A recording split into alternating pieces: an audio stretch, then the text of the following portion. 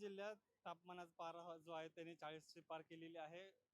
वाढत्या तापमानामुळे नागरिकांचा जे आहे त्या हाल अतोनात होताना पाहायला मिळत आहे. अतिशय ऊन जे आहे ते पुणे जिल्ह्याच्या वेगवेगळ्या भागामध्ये होताना आपल्याला पाहायला मिळत आहे आणि वाढत्या उन्हापासून काहीसा दिलासा मिळावा यासाठी नागरिक जे आहे ते थंड पेय पिण्यासाठी गर्दी करताना आपल्याला पाहायला मिळत आहे. आपल्यासोबत काही नागरिक आहेत, त्यांच्याशी आपण बातचीत करूया.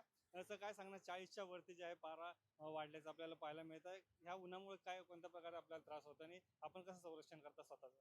नाही, सध्या 2-3 दिवसापासून उन्हाचं प्रमाण बऱ्यापैकी वाढलेलं आहे आणि त्यामुळं बाहेर दुपारचं फिरणं वगैरे आम्ही बऱ्यापैकी कमी करतो.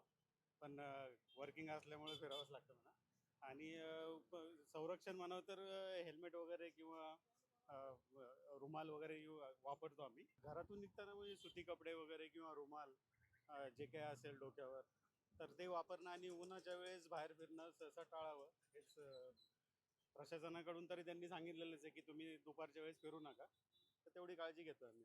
कॅमेरामन दीप मिश्रासह अविनाश परब, जय महाराष्ट्र न्यूज, पुणे.